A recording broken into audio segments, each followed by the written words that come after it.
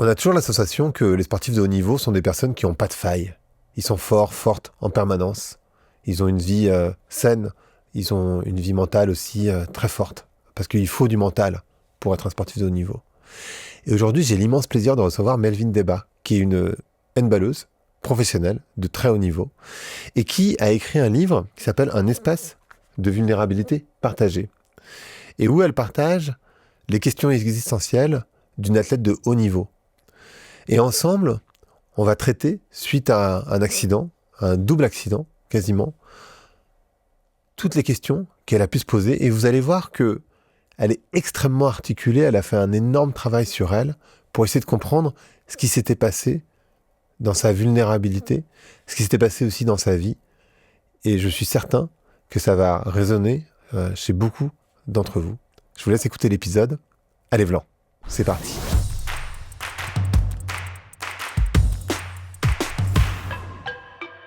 Bonjour à toutes, bonjour à tous, bonjour Melvin. Salut Greg. Comment ça va ? Bah écoute, ça va bien. Aujourd'hui, ça va bien. Il fait beau. Je suis à Paris, je suis contente. Ouais, on est au mois de juin, ouais. Encore. Donc toi, tu es une sportive de haut niveau. La première question que j'ai envie de te poser, parce que tu en parles dans ton livre, c'est quoi le plus gros mythe autour des sportifs de haut niveau ? Je crois qu'il y a un mythe qui a quand même, c'est vrai, la dent dure. C'est le mythe selon lequel les athlètes sont des êtres infaillibles. Selon lequel, tu vois, ils pourraient se blesser et puis juste se relever le lendemain et repartir sur les terrains et puis se dire bon bah c'est pas grave, je vais retourner m'entraîner très fort et puis je vais repartir et puis je vais revenir très fort et puis voilà. Donc voilà, il y a un peu cette idée, je crois, qui existe tu vois, un peu dans l'inconscient collectif, mais aussi et beaucoup, je pense, dans la tête des athlètes. Moi, c'est quelque chose qui m'a beaucoup accompagnée et qui m'a coûté, je pense, à un moment donné. Oui, parce que tu t'es blessée de manière assez importante. Tu peux nous expliquer un petit peu ce qui s'est passé ? Alors moi, j'étais... pour revenir un tout petit peu sur l'histoire, je jouais à Metz Handball, donc qui est le meilleur club français de handball. J'étudiais aussi à Sciences Po Paris en même temps. En fait, quelque part, je réussissais tout ce que je voulais. Je cochais un peu toutes les cases de ce que je voulais, avoir un master que j'aime, jouer la Ligue des Champions et tout. Mais en fait, j'allais pas bien. C'est-à-dire que vraiment, j'allais à l'entraînement tous les jours, mais sans savoir vraiment pourquoi, ce après quoi je courais pour de vrai. J'avais l'impression que je courais après des rêves, mais j'avais plus l'impression de courir après la perf pour prouver que j'avais de la valeur. Et bon, ça, je m'en rends compte après, parce que en fait, voilà, je joue, ça se passe bien. Mais c'est juste que voilà, on sort du Covid, donc on avait été arrêtés pendant à peu près, je sais plus, c'était 1 mois et demi complet. Donc dans le sport de haut niveau, on s'arrête jamais 1 mois et demi. Enfin, c'est très très long, 1 mois et demi de pause. Et je pense après 2 semaines de prépa et de retour sur le terrain, enfin pas 2 semaines de prépa, c'est 2 mois de prépa à peu près et 1 mois de championnat. Je me blesse le ligament croisé du genou. Et je m'étais jamais blessée avant. J'avais 21 ans. Voilà, j'avais jamais eu aucune blessure, ni d'entorse à la cheville, ni rien. Et voilà, là, je me blesse. Et tu sais, aujourd'hui, le ligament croisé du genou, c'est un peu une blessure banale. Tous les athlètes se blessent le croisé, et tout le monde revient, ça va. Mais là, à ce moment-là, je me suis quand même rendu compte que je mettrais du temps à me relever. Parce que avant, j'avais tendance à dissocier mon corps et mon mental, tu vois, comment ça va dans ma tête et puis comment ça va dans mon corps. Et puis au moment de cette blessure, je me suis dit, là, il y a vraiment un truc qui va pas bien dans ma tête, il faut que je résolve le problème. C'est quoi, t'as parlé de performance, c'est quoi ton rapport à la performance ? Parce qu'effectivement, je pense que dans notre société, on est tellement dans une société performative et que les sportifs de haut niveau, ils représentent ça quasiment au plus haut point, d'une certaine manière. C'est intéressant de comprendre c'est quoi ton rapport à la performance et comment tu fais la différence entre le plaisir de jouer et le rapport à la performance derrière. Tu vois, parce qu'il y a un moment donné, peut-être que le rapport à la performance, il surpasse le plaisir. Ouais, bah c'est clair ça. Ça, je pense que... Alors aujourd'hui, mon rapport est différent du rapport que j'avais avant la blessure, mais c'est pour ça que j'ai décidé d'écrire ce livre-là aussi, c'était pour raconter peut-être ce chemin. Moi, avant ma blessure, mon rapport à la performance est un rapport anxiogène. C'est-à-dire que vraiment, performer, c'était une manière de prouver que j'étais quelqu'un. Une manière de prouver que j'avais de la valeur. moi, j'ai essayé de le comprendre en allant regarder ce qui s'était passé un petit peu dans ma construction, dans mon enfance, etc. Et toutes les choses qui m'avaient beaucoup marquée. Comme, tu vois, ma maman qui me disait à l'école, ça va être important d'être forte, d'être brillante, d'être excellente, parce que, quelque part, la société, elle te rattrape pas si tu rates, si t'échoues.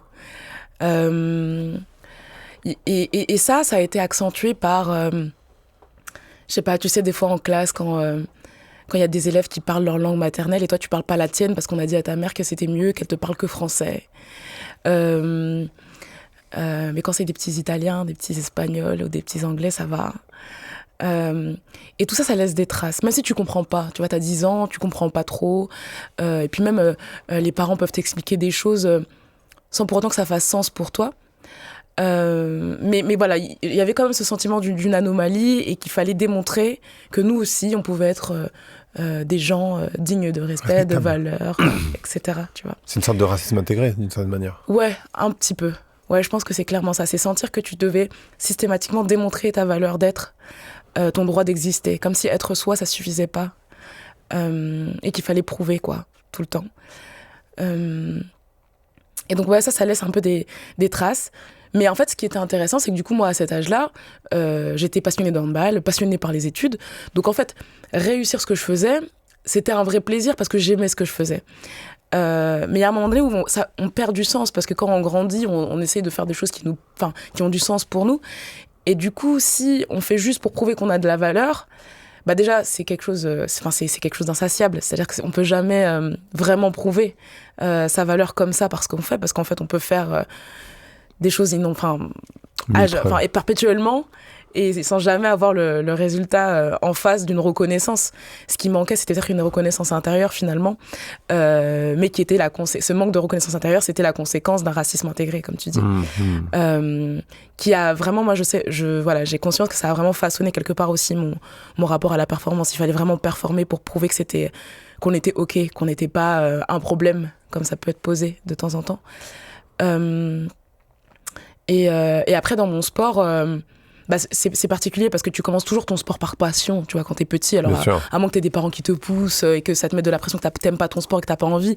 Mais moi, à la base, j'étais vraiment obsédée. C'était par mon sport, c'était le kiff de le voir à la télé, d'être sur les terrains, pleurer quand on me disait c'est l'heure de rentrer. Voilà, moi j'étais vraiment obsédée par mon sport. Mais il y a un moment où effectivement ça a shifté, quand vraiment je suis rentrée dans la très haute performance. Donc quand j'ai intégré ce club à Metz, j'ai été un peu dans l'incapacité à conserver juste ce goût du jeu, et l'enjeu prenait beaucoup plus de place. Et je crois que dans le rapport à la performance, il y a aussi le rapport à l'échec, du coup.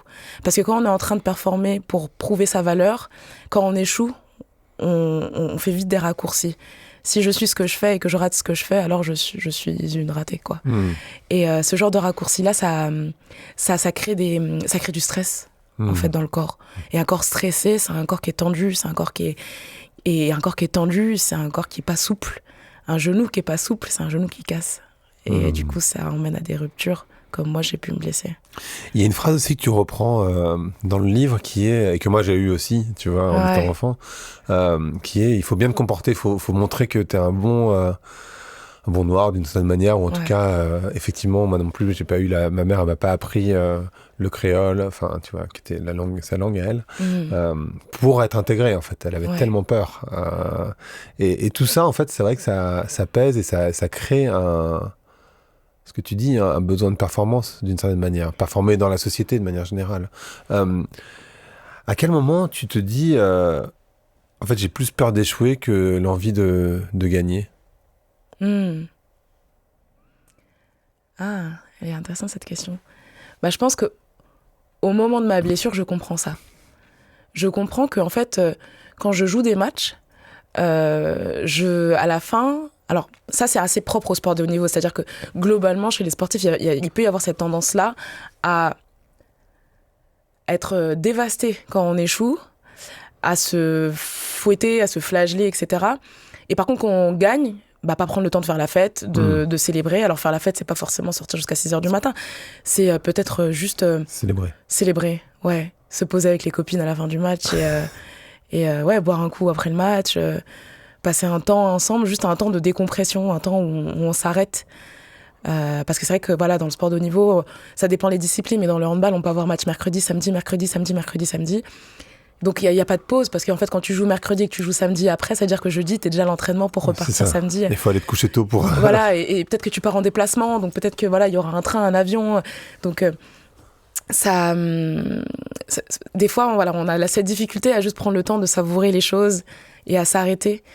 Et quand on est dans cette espèce d'engrenage, effectivement, on peut oublier que à la base, on est là pour kiffer et apprécier le fait de gagner, d'être avec des amis, de faire un sport qu'on adore, de pouvoir vivre de sa passion. Ça, on peut l'oublier parce qu'on est un peu trop obsédé par le fait de ne pas échouer. Et ce qui est encore différent que d'être obsédé par le fait de vouloir réussir. Et je crois que quand on est obsédé par le fait de ne pas vouloir échouer, en tout cas moi dans mon cas, c'était vraiment une fuite de la sensation d'être un échec en fait. En tant que tel. Comment tu as réussi à dépasser cette peur de l'échec et de trouver cet amour intérieur? Parce que je pense qu'on est nombreuses à avoir ce challenge finalement de pas trouver, de chercher à l'extérieur de soi une forme de reconnaissance. Ouais. Alors qu'en fait, la reconnaissance, il faut la trouver à l'intérieur de toi, mais c'est bien de le savoir, c'est bien de le comprendre, mais pour le mettre en place, c'est quand même très difficile. Ouais. Je sais pas si tu as réussi d'ailleurs, et peut-être que tu es en cours de chemin, parce qu'en fait, c'est aussi un processus. Ouais. Mais qu'est-ce que tu as mis en place pour le faire, d'autant plus que tu as été bloqué, donc tu n'as pas vraiment eu le choix, parce qu'en fait, tu étais couché, donc concrètement, tu n'avais pas trop le choix que de réfléchir et tu vois, de tourner en rond sur ces questions-là. C'est ça. Qu'est-ce que tu as mis en place pour faire ça? Alors moi déjà ce qui m'a beaucoup aidé effectivement c'est un coach en dev perso que je rencontre qui me pose une question qui m'a clouée sur place encore plus que je ne l'étais au moment de ma blessure. C'était après quoi est-ce que tu ne peux plus courir maintenant que tu es alité? Et donc là il a fallu vraiment que je prenne un temps pour me poser la question. Effectivement, quand tu cherches à prouver ta valeur à travers ce que tu fais, peut-être que il fallait que j'arrête de courir après des preuves matérielles de ma valeur, mais plutôt que j'arrive à trouver en moi un sentiment de dignité. Mais ce qui m'a aidé dans un premier temps, ça a été de comprendre. Moi, j'avais besoin de comprendre où est-ce que ça peut se jouer. C'est-à-dire sans me pathologiser, comprendre où ça peut se jouer. Tu vois, quand on parle, par exemple, justement de l'impact du racisme sur l'estime de soi, sur la manière dont ça peut déchirer l'image qu'on a de soi, ça, c'est une manière déjà de se déresponsabiliser. Et d'éviter, tu vois, d'envoyer des gens chez des psys et de leur dire, mais de toute façon, t'as un problème fondamentalement avec ton estime de toi, etc. C'est pas un problème, je pense, de l'individu qui serait malade, quoi. C'est pas ça. Des fois, il faut accepter de dire, de nommer les choses telles qu'elles sont.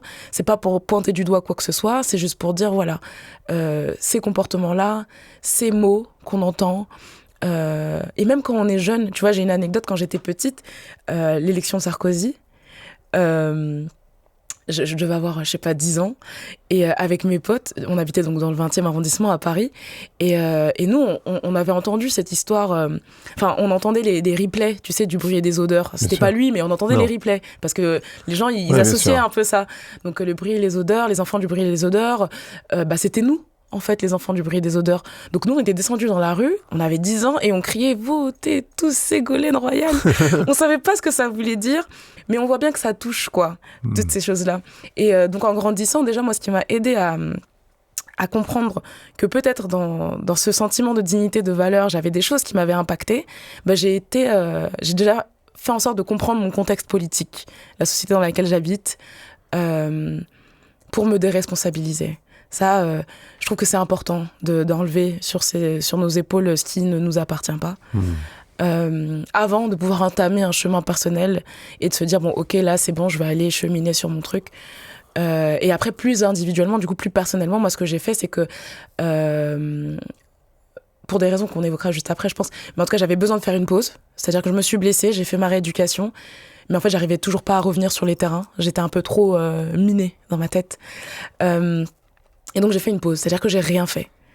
J'aime bien comparer ça aussi un peu au système capitaliste. Tu vois, des fois on dit que... moi je pense qu'il faudrait qu'à un moment donné ça s'arrête, Un peu comme ce qui s'est passé avec le Covid, c'est bien, ça a donné un peu d'une respiration, un peu de souffle, tu vois. Moi, j'habitais à Issy-les-Moulineaux à l'époque et il y avait des lapins sur le trottoir, dans la rue et tout. Enfin, c'était incroyable, quoi. Tout le monde a respiré un petit peu. Et je pense que la planète, des fois, elle a besoin de respirer parce qu'en fait, on l'étouffe. Et j'ai l'impression que moi, tu vois, le Covid, un peu, c'était un peu comme tout le phénomène de burn-out qu'il y a dans la société chez les gens. C'est-à-dire qu'on étouffe et que des fois, il faut juste faire des pauses. Et j'avais besoin d'une pause, quoi. Vraiment arrêter. Parce que du coup, si pendant 1 an, je ne fais rien, je travaille pas, je suis au chômage. Alors, c'est une vraie chance de pouvoir se dire j'arrête, je suis au chômage, je peux rentrer chez ma maman. C'était une vraie chance, ça, j'en avais conscience. Mais c'était aussi un choix de ma part de me dire, bon, en vrai, si vraiment j'ai besoin de restaurer en moi un sentiment de dignité, de valeur, parce que c'était vraiment un truc qui était abîmé, quoi. Ne rien faire, c'est une manière de te montrer que même si tu fais rien, il y a des gens qui sont là pour toi. Au fond, t'as plein de qualités qui viennent d'autre part que de juste ta capacité à marquer des buts sur un terrain ou à je sais pas, rendre des copies super bien à l'école. C'était une manière aussi de me mettre à faire des choses pour la première fois. Et donc, quand tu fais quelque chose pour la première fois, normalement, t'es nul. Tu vois, par définition. Par définition. Et donc déjà aussi, ça permet de calmer le rapport à l'échec. Parce que en fait, tu comprends aussi que en fait, tu vas tellement avoir besoin d'être nul pour être bon après.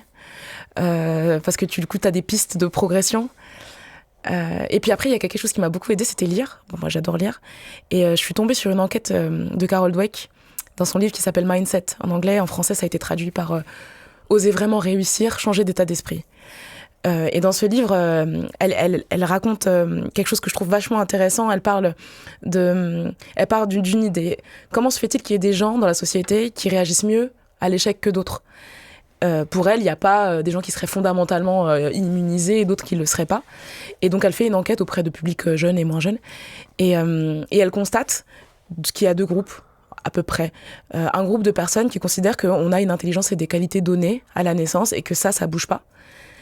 Et donc, du coup, la conséquence pour ces personnes-là, c'est qu'en fait, si ça bouge pas, on va éviter de prendre des risques et de s'exposer à des échecs.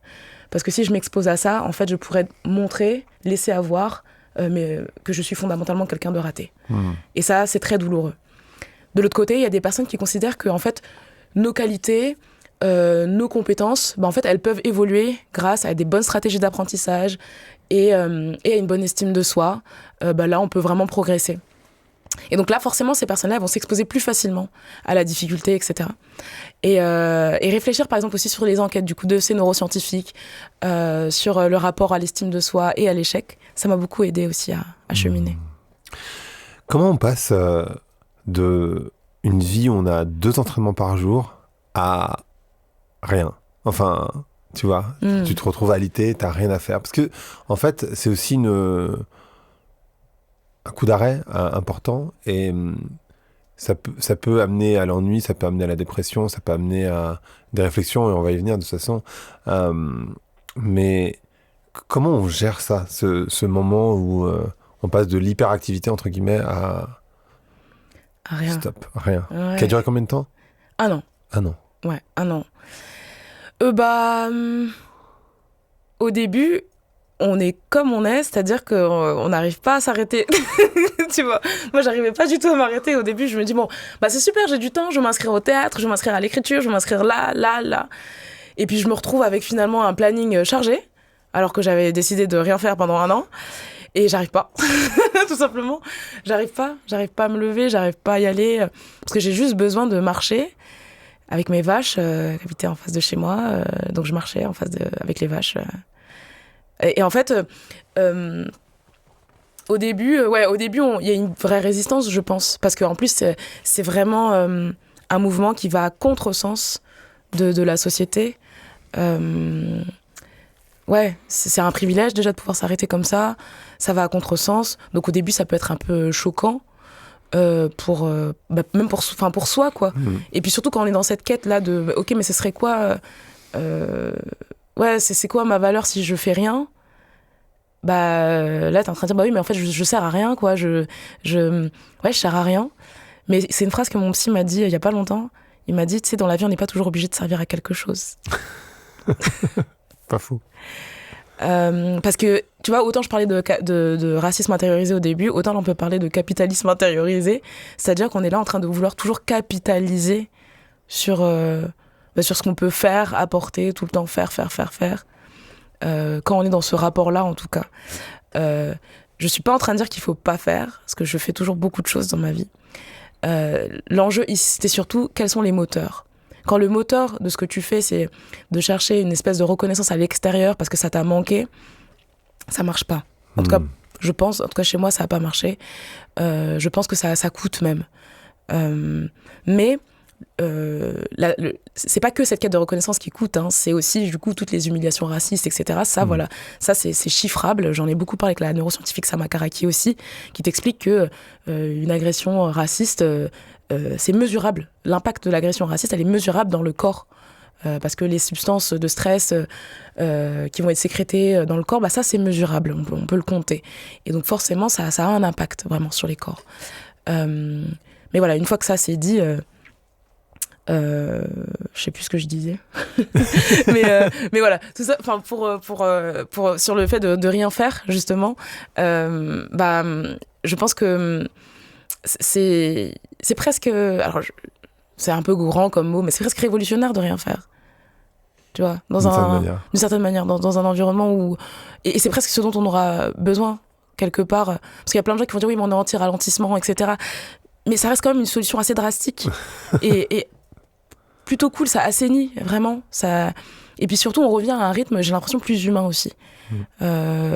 Qui correspond plus à ce que l'on est, d'une certaine manière. Mais après, moi, je suis sportive de haut niveau. Donc, quand on est dans le monde du haut niveau... Bah c'est par définition, c'est faire plus que ce que tu peux, c'est te dépasser, tu vois. C'est par essence. Tu vois, voilà, c'est ça par essence, c'est aller au-delà. Donc c'était vraiment difficile de sortir de ça. Et en même temps, est-ce que ça génère pas chez toi une peur de déclassement, tu vois, au sens pas social pour le coup, mais déclassement très sportif de ton travail. Ouais. Et la question derrière, c'est qu'est-ce que ça donne une vie qui est animée par la peur versus une vie qui est animée par l'envie de réussir, tu vois, qui sont deux énergies très différentes en réalité. Ouais. Bah, la peur de déclassement, oui, clairement, je l'ai eu. Parce que à ce moment-là, je quitte un club où je joue en Ligue des Champions, où j'ai eu du temps de jeu assez considérable, conséquent. Oui, j'ai peur, mais en même temps, j'ai comme la conviction qu'il va falloir vraiment que je fasse une pause pour mieux repartir. Il faut que je recule pour mieux avancer, quoi. Donc, je me dis qu'après, avec mes efforts, parce qu'une fois que ça ira mieux dans ma tête, je pense vraiment que je pourrais, avec mes efforts, revenir, quoi. Et en étant bien accompagnée, bien sûr. Et puis après, sur la deuxième question, tu peux me la reposer, s'il te plaît? La deuxième question, c'était qu'est-ce qui se passe quand on est animé par la peur versus l'envie de réussir? Ah ouais. Bah, quand t'as peur, t'es fermé, quoi. T'es fermé. Et puis, tu sais, quand t'as peur, c'est marrant, on en parlait un petit peu avant. Quand t'as peur, c'est que tu vis dans un monde exclusif. C'est-à-dire que soit t'échoues et donc t'es un raté, soit tu réussis et t'es quelqu'un. C'est vraiment ça, le monde dans lequel je vivais, tu vois. Et donc, un monde où les choses, elles sont séparées, c'est pas souple. C'est rigide. Et donc, quand t'es rigide... Bah, tu vois, clairement, quand tu rates un truc, bah, t'es susceptible aux remarques. Du coup, tu vas te mettre à travailler encore plus pour montrer que vraiment tu peux le faire. Donc, c'est super dans le sport de haut niveau, finalement, parce que c'est valoriser le fait de travailler. Mais encore une fois, l'enjeu, c'est quels sont les moteurs, quoi, à ce moment-là. Et moi, quand j'étais dans ce truc-là, bah, j'étais toujours... t'es crispé, quoi. Il y a une vraie crispation, parce que t'as vraiment l'impression que c'est un enjeu de survie, presque... tu vois, de réussir, quoi. Bien sûr. Et donc, une vie de peur, c'est une vie de crispation. Et une vie de crispation, encore une fois, c'est une vie où ça casse. Est-ce qu'il y a beaucoup de masques dans le milieu sportif de haut niveau? Bah ouais, bien sûr. Bah, tu vois, par exemple, le mythe d'être fort, moi, je pense que personne n'est fort exclusivement. Teddy Riner. Voilà. Oui. Non, mais Teddy Riner, il est fort, mais même Teddy Riner, pour moi, pour le coup, c'est le gars qui parle depuis toujours qu'il a une psy. Ouais, c'est vrai. Donc, en fait, c'est un gars, je pense, qui est aussi à l'aise avec ses failles et sa vulnérabilité. Et donc, ça te permet d'être vraiment fort. Parce que du coup, quand tu peux être vulnérable et fort, le moment où t'es fort, c'est-à-dire que t'as choisi d'être fort. Et quand t'es vulnérable, t'as choisi d'être vulnérable. Par contre, quand tu dois toujours être fort, justement, t'es en train de tenir un masque. Et ce qui est dur, c'est que tu ne souffres pas d'être vulnérable, tu souffres de devoir tenir ton personnage dans ta comédie où il faut être que fort. Et je pense que c'est ça qui nous fait souffrir souvent. Pareil, quand tu entretiens le masque d'être quelqu'un qui réussit, au fond, tu souffres pas de l'échec. Alors oui, tu peux souffrir un peu de l'échec, mais surtout, tu souffres de toujours devoir entretenir l'image de quelqu'un qui réussit. Donc tu souffres de devoir peut-être simuler une réussite là où en fait tu avais échoué, ou peut-être de te taire sur tes difficultés, et donc de pas pouvoir bénéficier de l'aide des autres parce que tu ne veux pas montrer que tu es en difficulté. Tu souffres d'une solitude du coup aussi, là où tu pourrais te mettre en lien avec les autres en partageant ce qui est ce que tu traverses tout simplement. Ouais. Est-ce que le fait d'être arrêté comme ça t'a fait te questionner sur ce que j'appellerais ton drive, en tout cas ta raison d'être, tes valeurs? Parce qu'en fait, moi, c'est souvent une question que je pose, tu vois, avant, quand je rencontre des gens, tu vois, plutôt que de leur demander ce qu'ils font, je leur demande c'est quoi ton drive, qu'est-ce que tu as envie de faire dans la vie. Et je trouve que c'est une question intéressante, mais je me rends compte qu'il y a plein de gens qui savent pas forcément répondre. Ils sont un peu décontenancés par cette question parce qu'ils n'ont pas forcément réfléchi. Est-ce que toi, tu as dû revoir, parce qu'en tout cas, d'être sportif de haut niveau, de faire Sciences Po, enfin, tu vois, tu étais, entre guillemets, une go-girl, tu vois, comment on pourrait appeler ça. Et là, d'un coup, tu fais stop. Ouais. Et du coup, t'es une introspection forcée, d'une certaine manière. Est-ce que ça a remis en question ton drive, tes valeurs, tout ton système, pourquoi tu fais les choses? Ouais, clairement. J'avais un carnet dans lequel j'écrivais c'est quoi mes valeurs. Donc tout le temps, j'essayais de comprendre. Je connaissais même pas ce mot. Tu vois, moi, si tu m'avais posé cette question il y a 4 ans, je t'aurais dit valeurs, c'est quoi tu vois, C'est-à-dire voilà, qu'est-ce que... La gentillesse. Ouais, voilà, c'est ça. C'est quoi le truc? Donc déjà, j'ai dû faire tout un inventaire de mots. Donc, ouvrir des dictionnaires pour découvrir de nouveaux mots. Parce que je savais pas c'était quoi des valeurs. Franchement, je savais pas ce qui me drivait vraiment. J'avais plutôt l'impression d'être drivée par quelque chose qui me drivait sans que je sois vraiment là. Tu vois, je sais pas trop comment décrire ça. Ouais, non, mais c'est ce que c'était vraiment un pilotage automatique, tu vois, un truc où... une envie d'appartenir et une peur d'échouer. Ouais, en fait, c'était ça ton drive. C'est ça mon drive, exactement. J'étais motivée par la peur d'échouer. Et c'est ça qui me motivait à réussir. C'était bizarre. Tu vois, c'était dommage parce que... Enfin, dommage. C'était désagréable parce que du coup, j'étais pas connectée à quelque chose qui me mettait en joie, en fait. Ce qui me mettait en mouvement, c'était la peur. Et en soi, les émotions, c'est ça, hein, c'est émovere, c'est mettre en mouvement le corps. Donc la peur, ça peut aussi mettre en mouvement, ça peut être un moteur aussi. Sauf que c'est un moteur qui va, quand il est associé à beaucoup de stress, ça sécrète des substances qui te mettent pas bien, quoi. Et oui, donc j'ai dû revoir ça un petit peu. Et en fait, être à l'arrêt, ça m'a permis aussi de reprendre le temps de me connecter à ce qui était précieux, quoi. L'amour du jeu, aller dans les gymnases quand j'en avais envie, parce que c'est vrai que quand on pratique beaucoup comme ça depuis qu'on a 14 ans, enfin, en tout cas je suis rentrée en sport-études à 14 ans, et donc quand tu pratiques beaucoup comme ça, tu t'entraînes 2 fois par jour pendant 10, 20, 15, 20 ans, forcément tu peux saturer par moments, et quand tu perds ce lien à ce pourquoi t'es là, effectivement là ça peut être grave. Donc j'ai repris goût à ça, aller dans les gymnases quand j'en avais envie, prendre le temps de juste marcher avec des vaches, comme je disais tout à l'heure, rentrer chez mes parents en Centrafrique, marcher pieds nus, se reconnecter à des choses simples, tu vois, se reconnecter à la terre, se reconnecter à mon souffle, à ma sœur aussi, parce que mine de rien, ta famille, tu la vois pas beaucoup quand t'es sportif de haut niveau, à mes amis, prendre le temps de les visiter, de rester plus que 24 heures, et de passer du temps avec les gens qu'on aime, et puis après, d'investir aussi tous les champs qui me passionnent, redonner de la place juste au jeu, à la passion, à l'amour des autres. Ça fait du bien. Et cette période, ça a été aussi un moment où t'as dû travailler. Je sais pas si tu as dû travailler, si c'est revenu. Je sais pas exactement. Je serais curieux de comprendre d'ailleurs quelque chose de très traumatique qui t'est arrivé. Ouais. Tu peux nous en parler, sans doute, parce que c'est dans ton livre, donc j'imagine que tu as moins de problèmes pour en parler aujourd'hui, mais sur lequel tu as dû travailler également. Ouais. En fait, au moment de ma blessure, ce qui est marrant, c'est que j'avais jamais vu de psy. Et donc, j'ai mon psy au téléphone. Donc, j'ai toujours eu que au téléphone, mon psy. Et je lui dis, écoute, voilà, je me suis blessé le ligament croisé du genou. Mon agent m'a dit de voir un préparateur mental. Je pense que ça peut être intéressant, effectivement. Mais j'aimerais d'abord vous parler d'un truc. Quand j'étais petite, je devais avoir 5 ou 6 ans, j'ai été agressée sexuellement.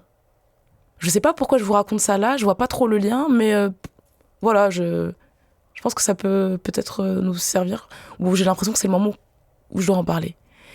Et donc, ouais, je lui raconte ça. Moi-même, je sais pas pourquoi. En fait, je sais pas d'où ça vient, quoi. C'est assez particulier, je sais pas trop d'où ça vient. Mais moi, ce que m'ont dit mes amis, en tout cas, qui m'observaient, c'est qu'il y avait alors, ils savaient pas forcément que c'était ça, le truc, quoi. Mais en tout cas, c'est que ce moment de rupture, c'est un super moment pour nettoyer tout ce qu'il fallait nettoyer, quoi, tu vois. Parce qu'en fait, cette agression sexuelle, c'était un inceste. Et ouais, je sais pas trop d'où c'est venu. Ça m'est remonté comme ça. Et en fait, dès la première séance avec mon psy, ce qui se passe, c'est d'abord, on définit les termes du sujet, parce que c'est important, tu vois. Dire inceste, c'est pas pareil que dire viol ou dire agression sexuelle, parce que les mots que tu utilises ont un impact sur ton corps, quoi. Et il faudrait pas ajouter de la souffrance à la douleur avec un mauvais choix de mots. Donc voilà, on a pu définir dès le premier jour voilà, que c'était effectivement un inceste, et que dans l'inceste, il y a vraiment une rupture du lien de confiance entre le je et le nous, entre moi et le collectif. Il y a une vraie difficulté à faire confiance aux autres. Tu vois, ça par exemple, je peux faire un lien du coup derrière avec quand je suis en difficulté sur le terrain de handball, c'est difficile pour moi de m'exposer, d'être vulnérable de manière délibérée, parce que la vulnérabilité, c'est associé à quelque chose de très dangereux, en fait. Et donc, tu vois, symboliquement aussi, je me suis fait une rupture du ligament croisé du genou. Comme s'il y avait quelque chose au niveau de... Comme s'il y avait du coup une trop grosse raideur dans ma relation à l'autre, dans ma relation à moi, et qu'il était temps de l'assouplir, de retrouver un peu plus d'air, de respirer, Et donc voilà, explorer cette blessure-là de l'enfance, ça a été aussi c'était un chemin assez intéressant dans mon rapport à moi, à l'amour de soi, à l'estime. Enfin voilà, si t'as d'autres... Enfin, je sais pas trop... D'ailleurs, c'est marrant parce que... Enfin, je sais pas si c'est marrant, mais... Ouais. Mon frère dirait le genou, c'est pas neutre, parce qu'il y a le je et le nous, en l'occurrence. Et tu as commencé par ça, en fait, en l'occurrence. Est-ce que ça... Parce que, en fait, de manière... très étonnante pour moi, en tout cas, parce que j'y avais jamais réfléchi. C'est un inceste sur une petite fille, toi donc, qui a été fait par une femme. Et en fait, moi, j'avais jamais vraiment pensé, je sais pas, c'est idiot peut-être de ma part, mais j'ai toujours pensé à l'inceste d'un homme, mais pas d'une femme. Et ça, c'est étrange, et je me demande dans quelle mesure ça a perturbé ta relation aussi aux autres femmes, tu vois, d'une certaine manière. Moi, ce qui est sûr, c'est que je crois que ça a participé un peu à mon déni. Alors, un déni, je savais très bien que j'avais été incestée, c'est-à-dire que toute ma vie, j'en avais conscience. Des fois, ça me revenait, je me mettais à pleurer très fort, mais je n'avais pas l'impression que ça m'avait impactée. C'est très bizarre de dire ça comme ça, mais comme, quelque part, tu vois, je réussissais un peu ce que je faisais, j'avais pas l'impression que ça me perturbait dans mon être, parce que mon être, c'était ce que je faisais. Donc, j'avais pas du tout l'impression d'être perturbée, tu vois, pour faire ce que je voulais. Mais effectivement, je crois que déjà, il y a un peu des clichés autour des femmes. Tu vois, cette idée que les femmes seraient fondamentalement douces et gentilles, qui nous empêche d'imaginer ça.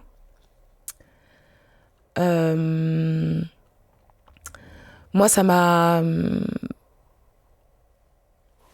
C'est marrant, j'ai jamais réfléchi à cette question.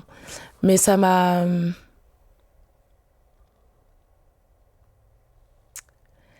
En fait, je sais pas si la question de si c'est une femme, c'était vraiment important, parce que ce qui était important, c'était plus le rapport global à l'intimité, peut-être.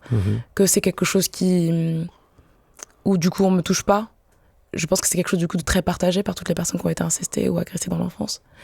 On rentre pas dans mon cercle, ou si on rentre, alors il y a très très peu de monde qui peut rentrer. Ou alors...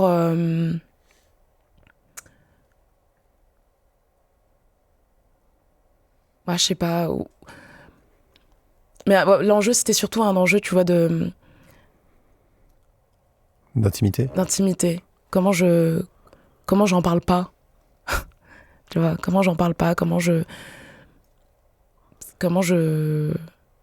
dis pas à quel point je suis mal à l'aise avec ce sujet des fois. Tu vois, je vais mentir et dire bah oui, mais moi, oui, bah ça va, c'est cool.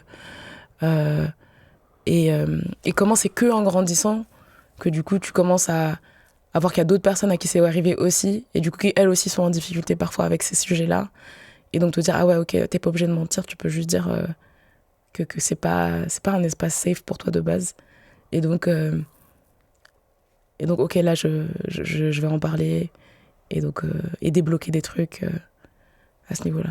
Ça a été l'occasion de le dire à ta mère ou à tes parents? Ouais, ça c'était très particulier de le dire à ma mère. Parce que c'est passé dans un contexte, comme souvent les incestes, hein, bah oui, à la maison. Ça se passe à la maison, dans un contexte très familial, tout à fait familial, tout à fait... on peut pas soupçonner, en fait, que ça se passe, tellement c'est un contexte, c'est banal.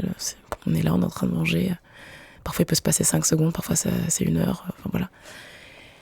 Ouais, j'en ai parlé avec ma maman. C'était très particulier. C'est une scène que j'ai beaucoup aimé écrire dans le livre. C'est bizarre de dire ça, mais en fait, quand j'écrivais, à un moment donné, je me suis dit bon, il faut quand même que je lui en parle, parce que c'est vrai que je lui en ai parlé que parce que le livre allait sortir. Oh wow, ok. Ouais, je pense pas que je lui en aurais parlé autrement, parce que j'avais l'impression que je la ferais souffrir pour rien.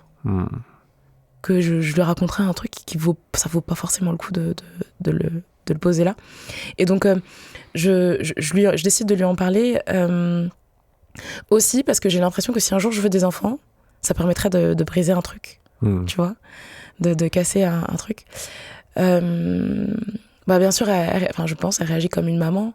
Moi, je réagis comme une enfant qui avait besoin d'aide à ce moment-là. C'est-à-dire qu'elle se met elle a quelques mots, quelques onomatopées, et puis après, plus rien. Et ce qui était marrant, c'est qu'elle regardait la télé à ce moment-là, et que elle a pris la télécommande, et elle a zappé. Et tu vois, zapper, c'est vraiment zapper. Elle a zappé l'info, quoi, presque. Ce que je lui disais, tu vois. Enfin, dans l'image, je trouvais que c'était une scène assez marrante d'avoir ça. Elle a zappé. Je lui dis le truc. Elle me dit quoi? Elle prend la télécommande, elle zappe, quoi. Je peux plus entendre ça. Et elle s'exprime pas. Enfin, elle s'exprime pas, elle arrive pas à parler, quoi. Moi, je lui demande, mais elle me dit, mais c'est qui? Mais c'est quelle femme? Mais c'est qui? Et tout. Et moi, je dis, mais moi, tu me demandes pas comment ça va, comment j'ai fait pendant 26 ans. Et donc, moi, je pense que sur le coup, je lui en veux un peu. J'en parle après avec ma meilleure amie. Elle me dit, mais c'est pas à toi qu'on va expliquer la sidération. Et j'ai dit, bon, ok, d'accord. Mais en fait, on reste juste là, comme ça, à se regarder, à pleurer un peu, tu vois. Mais je pense que ça nous fait du bien. Pas parce que ça finit bien à la fin, juste parce que ça a été dit, et que, tu vois, ça me fait penser au film Les Rivières de Mai Hua. Elle dit souvent que les rivières, il y a des endroits dans le monde où, quand l'eau elle est gelée, bon bah voilà, elle gèle, mais au printemps, quand il se remet à faire chaud, ça pète. C'est la débâcle, ça fait pop, pop, pop, pop. Et en fait, le fait que ça pète, bah, ça remet juste de la circulation, ça fluidifie. Et encore, tu vois, moi je refais le lien avec mon genou, ça remet de la souplesse dans mon articulation, genou. Je peux faire confiance, on peut s'effondrer sans casser. C'est-à-dire que oui, elle s'effondre quand je lui raconte ça, mais elle va pas casser pour autant, elle va pas fondre, elle est pas en sucre, quoi. Ça va aller, ça va aller. On peut traverser des moments durs sans pour autant disparaître. Et il nous faut ces moments durs, tu vois. J'ai l'impression qu'il nous faut être capable de reconnaître, alors pas il nous faut ces moments durs, mais plutôt de reconnaître qu'ils font partie de notre expérience de la vie et que, encore une fois, c'est quand on essaie de séparer les choses en bien, mal, en fort, vulnérable ou faible, en ça on veut pas, que ça se durcit. Et c'est quand c'est dur que du coup on manque de marge de manœuvre. Parce que quand on peut choisir entre l'un et l'autre, on est souple, on est libre. Quand on est coincé dans une représentation des choses, justement on est coincé, on est enfermé à l'intérieur. Alors que justement on pourrait circuler avec plus de fluidité. Et alors comment tu te sens aujourd'hui ? Pas aujourd'hui, mais dans l'absolu par rapport à tout ça. Je me sens... Libérée ? Ouais, je me sens bien, je me sens heureuse, je me sens tranquille. Ouais, je me sens tranquille. Pourquoi t'as ressenti le besoin de l'écrire ? Parce que tu l'as pas dit pendant 26 ans. Si tu l'as pas dit à tes parents, tu l'as pas dit tout court, j'imagine. Pas à ta sœur ou rien. Non. Donc c'est une sorte de coming out public. C'est étonnant en fait de vouloir... Enfin c'est étonnant. Ou pas, tu vois, je suis curieux de comprendre la démarche en tout cas, de se dire, tiens, je vais... Plutôt que de le dire à mes intimes, donc ma mère, ma sœur, je sais pas, mes amis, je vais l'écrire dans un livre. En fait, ce qui est marrant, c'est que moi, je voulais pas écrire forcément cette histoire. Moi, je voulais juste écrire un livre pour le plaisir d'apprendre à faire un truc. Vraiment, dans ma liste de choses à faire pour la première fois et donc du coup de débunker ce rapport à l'échec, tu vois, il y avait un peu de ça. Juste écrire pour le plaisir, apprendre à me mettre dans une démarche où je fais quelque chose que je sais pas faire, quoi. Et donc, c'était vraiment ça l'exercice de base. Et puis après, c'est ce qui m'est venu parce que c'est comme si c'était nécessaire que j'écrive ce livre-là. Tu vois, mes auteurs préférés, Salman Rushdie, Leila Slimani, ils disent toujours un livre, tu l'écris juste parce que... Enfin, on doit écrire un livre parce qu'on ne peut pas faire autrement. Et c'est vrai que moi, celui-là, je ne pouvais pas faire autrement que de l'écrire. C'est un peu comme si je n'avais pas vraiment choisi de le faire. Donc c'est paradoxal quand je te dis, je voulais écrire et en même temps, je n'ai pas choisi. Tu vois, bon. Mais il y avait un peu... Voilà, c'est ça, il y avait un peu des deux. Il y avait ce truc de, je voulais écrire, et puis en même temps, ce sujet-là, il fallait que je l'écrive. J'ai des amis qui diront peut-être que ça fait partie de ma personnalité qui a cette tendance peut-être à peindre la chambre en rose, tu vois, à romancer un petit peu certaines choses. Écrire sur l'inceste, c'était une manière aussi de le mettre un peu... de fermer le livre, tu vois, peut-être. Et puis, tu vois, il y a Salman Rushdie que j'aime beaucoup, donc un romancier que j'aime très beaucoup. Connu. Ouais, voilà. Et qui disait, qui, dans son dernier livre, Le Couteau, à un moment donné, on lui pose la question, l'écriture, est-ce que c'est la thérapie ? Et il répond, moi, j'aime pas l'idée selon laquelle l'écriture serait la thérapie. L'écriture, c'est l'écriture, la thérapie, c'est la thérapie.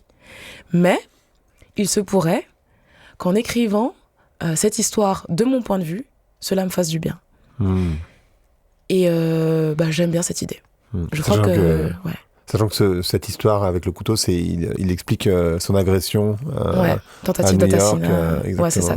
C'est le couteau, c'est un récit, réflexion à la suite d'une tentative d'assassinat. Exactement. Et donc voilà, ça m'a fait du bien. Et c'est pour ça que j'ai écrit. Je pense que c'est parce que j'avais envie de me faire du bien. Et je crois que quand on le fait avec cette intention-là, peut-être que de le donner à lire, ça permet de créer aussi ça. Un espace de... le titre, c'est un espace de vulnérabilité partagée. Ouais. Mais justement, je crois que créer cet espace en soi et le donner à lire, c'est parfois peut-être aussi autoriser l'autre. Moi, les livres, ils m'ont beaucoup fait ça. Donner cet espace, cet effet miroir très, très fort par la volonté, en tout cas moi qui était la mienne en écrivant, d'être tellement transparente, tellement authentique dans mes contradictions, dans mes paradoxes, dans mes peurs et tout, que en fait la personne, bien sûr, elle lirait mon histoire, mais ça viendrait interpeller chez elle peut-être un tout petit peu de ce qu'il y a d'universel, quoi, et de ce qu'il y a aussi dans sa propre histoire.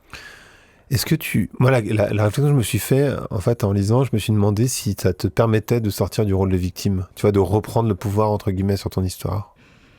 Je crois que c'est plus dans l'autre sens. Moi, j'ai jamais voulu justement être victime.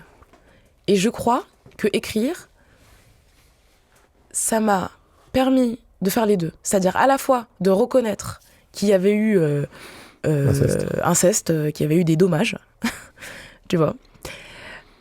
Donc c'était important ça, parce que ça fait partie, tu vois, quand on parle de reconnaissance, des fois on croit que la reconnaissance c'est d'avoir quelqu'un qui te dit bravo, t'as des médailles et tout. Parfois la reconnaissance c'est de dire, bah là j'ai été blessée, il faut que je prenne le temps de constater ma douleur. Et c'est ça en fait la racine du mot vulnérable, c'est vulnérare, c'est un animal qui est blessé. Et il faut prendre le temps de constater, sinon voilà, faut prendre un temps. Et donc l'écriture ça a été ça, c'était prendre un temps. Après la thérapie, bien sûr.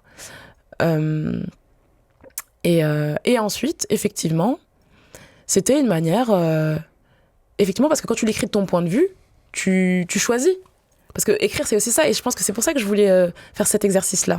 Écrire, c'est choisir l'histoire que tu veux raconter et que tu veux te raconter aussi. Parce que là, depuis tout à l'heure, j'ai décidé d'analyser une blessure. Parce qu'on peut aussi se blesser et juste faire sa rééducation et repartir sur le terrain, tu vois. On n'est pas obligé de faire tout ça. Donc, j'ai juste décidé de me raconter une histoire qui, à la fin, me fait du bien, me donne effectivement un sentiment de dignité, me redonne un sentiment d'estime qui est fort, et m'a redonné aussi beaucoup de goût à essayer des choses, à jouer au handball, à être avec mes amis, à partager, à être en lien, en fait, avec les autres. Et à quitter ce monde où j'étais dans la raideur, c'est soit t'es ça, pour investir un monde où on peut être ça et ça. On peut être fort et fragile.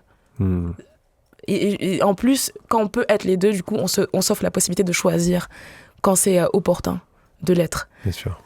Est-ce que t'aurais peut-être un conseil, je sais pas si c'est un conseil, mais une chose à dire aux personnes qui nous écoutent et qui ont été victimes d'inceste? Parce que les statistiques font que nécessairement, dans les gens qui nous écoutent, il y a une bonne partie qui ont été victimes d'inceste. Ouais, l'inceste, c'est 1 personne sur 10. Alors dans le livre, je m'énerve contre ce chiffre parce que je dis, mais les gens, ils sont intéressés que par les chiffres. 1 personne sur 10, ils te demandent pas ce que ça fait dans le corps. C'est ça. J'ai pas de conseils. Moi, parce que je sais pas comment ça se gère. Je pense que ça se gère pas. Je pense que ça abîme le terrain de l'existence pour toujours. Tu vois, moi j'ai des spasmes à la main gauche quand j'y pense, quand je vois des films, quand je lis des livres, mais je suis obsédée par ça, je suis obligée de le faire. C'est comme si j'étais obligée de le faire quand il y a un truc qui sort. Parce que j'ai l'impression aussi que c'est une manière de faire sortir ce qui est coincé. Peut-être des fois la honte, des fois la peur, des fois... Moi, je sais pas. Je sais pas si je donnerais des conseils aux gens qui traversent des incestes parce que j'ai l'impression que c'est tellement... y a pas de conseils. Par contre, je donnerais peut-être des conseils aux gens qui les entourent. C'est ce que j'allais dire. Tu vois ? Ouais. Moi, je pense à ma meilleure amie. J'ai partagé dans le livre une capture d'écran d'une conversation qu'on a eue un jour. Je lui ai dit, j'ai envie de crier. Elle me dit que l'inceste, ça devrait pas se faire, c'est moche. Elle me dit, je viens crier avec toi, on s'inscrit où ? Et ça, être en capacité de souffrir avec, plutôt que de dire ça va aller, oh là là, je comprends, ou des trucs comme ça, des fois ça fait le plus grand bien. Parce qu'en fait, c'est une manière aussi de reconnaître à quel point c'est... Alors, c'est monstrueux, mais attention, c'est pas monstrueux dans le sens où les gens qui le font sont des monstres, et donc du coup c'est juste des gens qui sont hors de la société, parce que c'est des gens qui sont avec nous. C'est monstrueux dans ce que ça laisse dans la chair, voilà. Mais avoir des gens comme ça qui sont autour de toi et qui sont dans cette capacité, et c'est même pas de l'empathie, c'est même pas de la compassion, c'est juste d'être là avec toi, être là avec toi quand c'est nécessaire, parce que au fond on pleure pas tous les jours, tu vois, on va pas pleurer tous les jours, mais des fois il va y avoir des enjeux.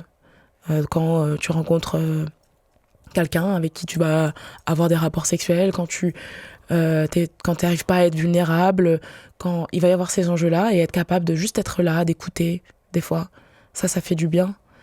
Ça fait du bien. Et peut-être le truc que je dirais, c'est dans ce rapport-là, tu vois, à s'autoriser à être ça et ça, à être fragile parfois. Moi, je m'autorisais pas ça. Est-ce que tu t'autorises plus? Il y a tout un sujet dans ton livre sur les injonctions à la performance et au bonheur. Est-ce que d'une certaine manière, c'est aussi t'autoriser à sortir de ces injonctions, performance et bonheur? Enfin, le bonheur étant une forme de performance en tant que telle. Oui, bah oui. Bah ouais. Franchement, c'est une manière de...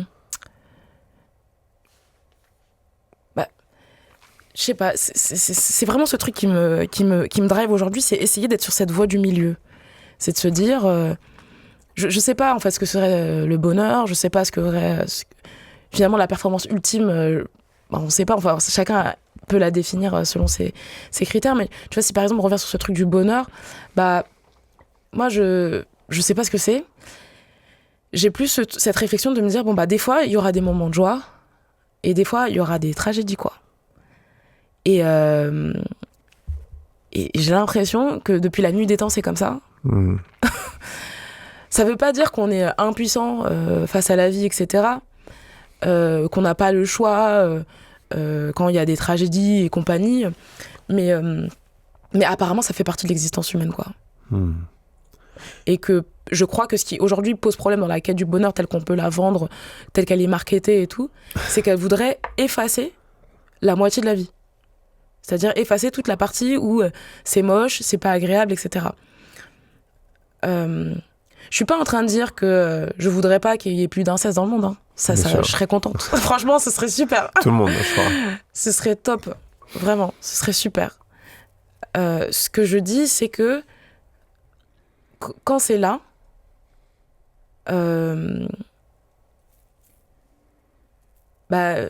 c'est très douloureux de lutter dans sa tête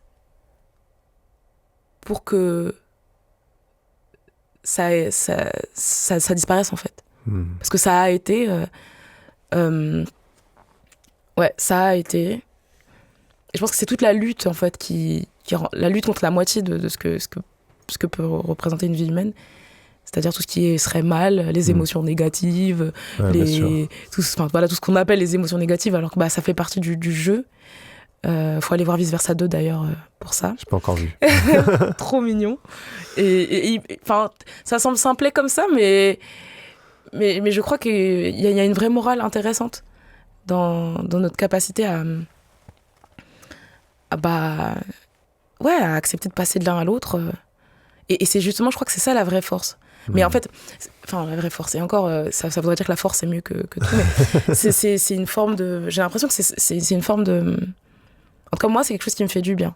En tout cas, c'est la souplesse. C'est pas la force, c'est la souplesse. Ouais. Ou la souplesse est une force. Ouais, voilà. Ouais. D'une certaine manière. Ouais. Et la souplesse dans les émotions. Et dans les émotions, dans le rapport aux autres. Parce que je crois aussi que c'est ça qui est agréable. Tu vois, si t'es tout le temps quelqu'un qui veut paraître celui qui réussit, en fait, tu viens voir les autres, tu leur dis, bah voilà, moi j'ai ça, mais tout le monde te regarde en mode... en fait, t'es infréquentable parce que du coup, t'as tout. Nous, on est là, on galère et tout. Bon, on va pas passer de temps avec toi, quoi. Donc, et je crois que c'est cette souplesse-là aussi qui nous permet d'être en lien, fait, finalement, avec les autres. C'est cette capacité à être juste tel qu'on est, mais complètement, qui nous connecte. Je crois qu'on se connecte pas que à partir de nos masques. De nos masques, bah ouais. En fait, c'est des masques qui se parlent entre eux. Ouais, c'est ça. C'est Instagram. Mais du coup, c'est ça. Mais du coup, ça se connecte pas. Bah non. On n'agrippe pas. Et je crois qu'il faut des aspérités pour qu'on puisse s'agripper les uns les unes aux autres. Et justement créer des vrais liens, des liens qui sont durables, qui sont authentiques, et qui nous permettent vraiment de traverser cette vie dans tout son tumulte et dans toutes ses joies. Ouais, j'ai tendance à dire que sur une surface lisse, tu glisses, tu vois. Et en fait, s'il n'y a pas d'aspérité, en fait, tu peux pas t'accrocher. Et tu peux pas tomber amoureux, tu peux pas... Enfin, je parle de l'autre pour le coup. Si la personne, elle est entre guillemets parfaite, ou en tout cas qu'elle montre que des masques, du coup, je vois pas à quoi tu vas t'accrocher, c'est quasiment impossible. Ouais. Tu parles beaucoup du silence aussi dans ton livre, et de la méditation. Ouais. Quel rôle ça a joué dans ta vie, dans ta rééducation, mais aussi dans tout ce travail, le silence? Tu différencies les silences d'ailleurs. Ouais, c'est vrai. Oui, je différencie. Je vais peut-être commencer par ça. Les silences, je les différencie beaucoup parce que pour moi, il y a le silence, par exemple, de la sidération. Donc, il y a quelque part un silence pas vraiment choisi, qui est un silence défensif, qui est nécessaire, je crois. Parce que je crois que le déni, c'est un truc super. Ça sauve. Je crois que c'est un truc super. Mais qu'encore une fois, finalement, le temps nous aide après à enlever ça. Mais voilà, je pense que c'est un silence qui existe, qui n'est pas vraiment choisi. Moi, j'aime beaucoup le silence introspectif et le silence méditatif. C'est des silences qui m'ont beaucoup accompagnée dans ma rééducation et dans cette quête de valeur personnelle, en tout cas intime. Parce que, encore une fois, le silence, c'est assez subversif, tu vois. Le fait de juste rien faire et de se poser et de se taire, c'est pas évident, encore une fois, tu vois, comme le fait de ne pas travailler et tout, c'est pas évident. Et puis surtout, je crois que c'est un mouvement important quand on a besoin de se défaire des injonctions, justement, dont tu parlais tout à l'heure. Parce que souvent, on a plein de voix dans la tête. Voilà, je te parlais de la voix de ma maman au début, qui, pour me protéger, me partageait certaines idées, mais voilà, c'est des trucs que j'ai intériorisés. La voix de la société, voilà, réussir, c'est ça. C'est comme ça qu'on fait, etc. Donc en fait, dans tout ce bruit, c'est incapable de s'entendre. Enfin, voilà, tu peux même pas entendre le battement de ton cœur, c'est-à-dire il y a trop de bruit, quoi. Et donc le silence, c'est une manière de n'entendre plus que sa voix. Même si on sait que sa propre voix, elle est contaminée, ou en tout cas, elle interagit tout le temps, depuis qu'on est tout petit, avec toutes les autres voix. Donc en fait, on n'entend jamais vraiment ta voix dans l'absolu, je pense.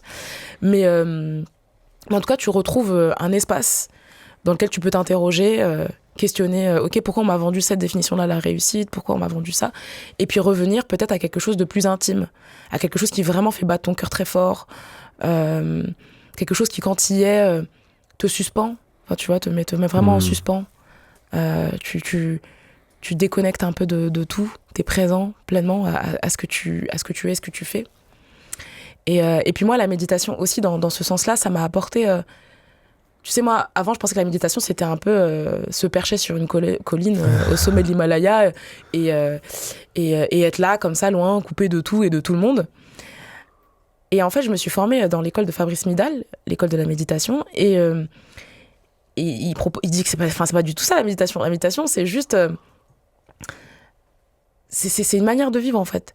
C'est juste, déjà, c'est juste être là et rien faire, ce qui est très difficile dans une société performative comme la nôtre. Donc déjà, c'est un premier mouvement. C'est ça. Pour moi, c'est déjà être capable d'apprécier la chose la plus simple, c'est de vivre. Christophe André dit quelque chose que j'aime beaucoup aussi. Méditer, c'est aussi s'autoriser à être là pour rien.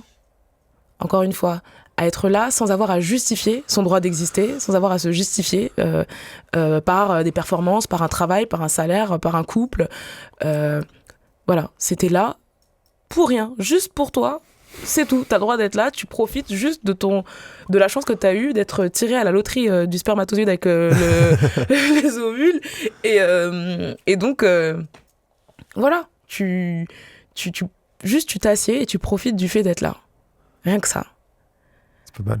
Ouais. Tout à l'heure, tu parlais des histoires que tu te racontes. Ouais. On se raconte tous des histoires. Et c'est important de s'en rendre compte, parce qu'en fait, il y a plein de gens qui ne réalisent même pas qu'ils se racontent des histoires. Est-ce que dans ces histoires que tu te racontes, il y a encore des pensées limitantes ? Bah oui.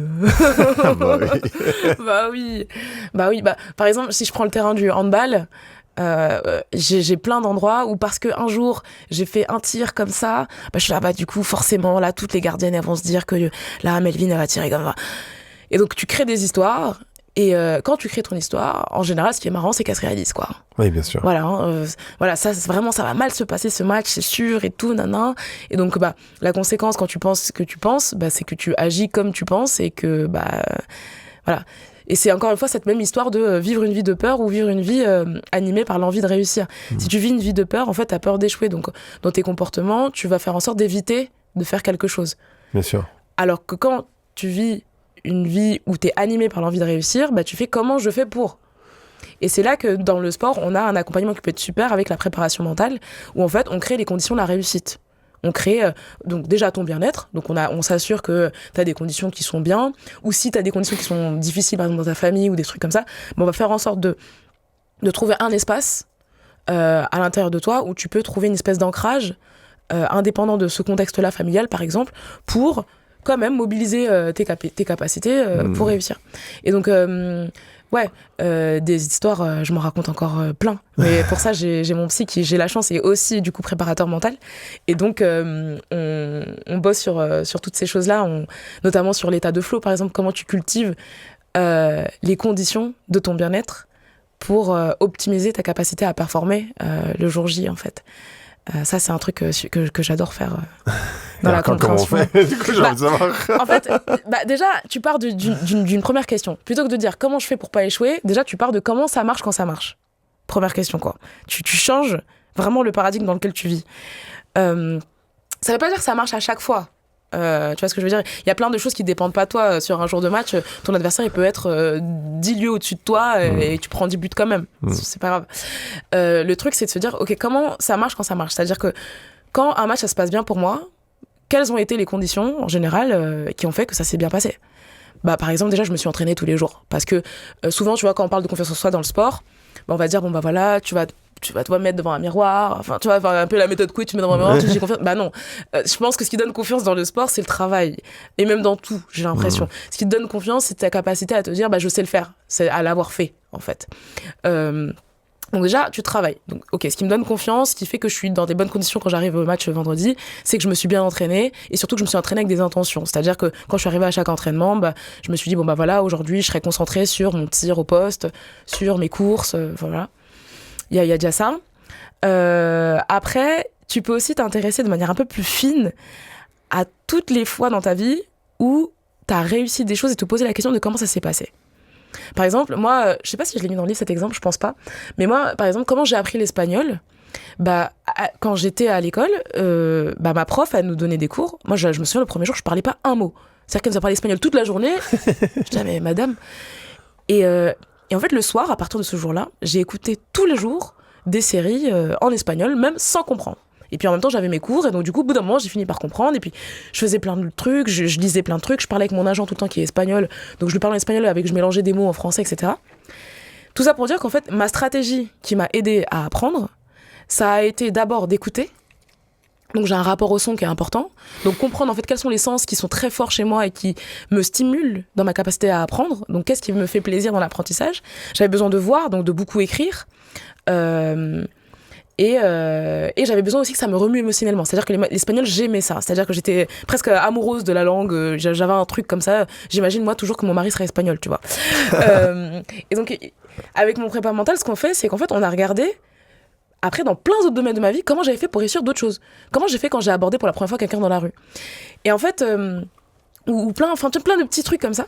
Et en fait, après, on remarque qu'il y a un schéma sensoriel qui se dessine. Globalement, il y a ce truc, il y a d'abord un truc qui me touche émotionnellement. C'est-à-dire l'espagnol, ça m'a touché. Donc il y a une émotion qui est là. Ensuite, qu'est-ce qui se passe? Je vais avoir tout un processus pour emmagasiner les choses, notamment avec du son. Donc, par exemple, quand je prépare un match, ce qui va m'aider, ça va être d'avoir de la musique. Parce que je sais que ça me met dans une bulle, ça me met dans un univers, etc. Et après, ce qui va être important, ça va être de bouger. Donc, par exemple, tu vois, pour l'espagnol, j'avais besoin de réécrire les leçons. Parce que le fait de bouger, j'enregistrais mieux les choses. Quand je fais du handball, forcément, ce qui va m'aider à bien imprimer mes gestes, ça va être de les répéter. Et une fois que tu comprends un petit peu comment tu fonctionnes pour apprendre des choses, t'es dans une dynamique où t'es connecté à comment je fonctionne et comment je prends plaisir à l'apprentissage. T'apprends à mieux te connaître aussi, à mieux comprendre ton fonctionnement. Et en fait, tu crées comme ça, en répétant les conditions, tu recrées les conditions qui t'ont permis, dans le passé, de réussir des choses. Donc, tu vis une vie où, du coup, t'es connecté à l'amour de ce que tu fais et plus à tes peurs, quoi. Je comprends. Donc, ça, c'était vachement... C'est un exercice que j'aime beaucoup, par exemple. Parfait. Qu'est-ce qu'on peut te souhaiter? Ah, de la joie. Je sais pas. C'est toi qui dis. De la joie. De la joie, des belles rencontres, des liens, des liens. Et beaucoup de joie. Et je crois que la joie, ça vient avec les intentions aussi. Avoir la sensation que tu sais, là où tu peux décider dans ta vie, que tu décides. Et donc, du coup, que tu mettes en place des choses, avoir cette sensation de liberté, vraiment. Cette liberté, j'aime bien. Ouais, la liberté aussi. Donc, la liberté, des liens et puis beaucoup de joie. Parfait. Les liens génèrent de la joie en général. Ouais. C'est un des premiers critères. Parfait. Merci beaucoup. Merci. Le podcast s'appelle Vlan, donc je veux savoir à quoi tu veux ouvrir et où claquer la porte. Alors moi, je vais ouvrir grand la porte à une égalité d'estime. Ouais, j'aime bien l'idée qu'on puisse considérer qu'une vie humaine, c'est une vie humaine, qu'elle vaut celle de l'autre, et qu'on a tous notre place, tous et toutes notre place ici. Ouais, on en est loin. Mais... Ouais, j'aime bien cette idée. Parfait. Merci beaucoup, Melvin. Merci à toi, Greg. Merci d'avoir écouté Vlan. Si vous avez aimé l'émission, n'hésitez pas à mettre des étoiles sur vos plateformes de podcast préférées. Vous pouvez aussi partager l'épisode sur vos réseaux sociaux, Instagram Stories, Facebook, LinkedIn, où vous voulez. Je suis Grégory Pouy. Vous pouvez me retrouver sur l'intégralité des plateformes sous le nom Greg from Paris. Si vous avez des idées pour des invités, si vous avez des commentaires, n'hésitez surtout pas à m'envoyer un message. Allez, merci et à bientôt.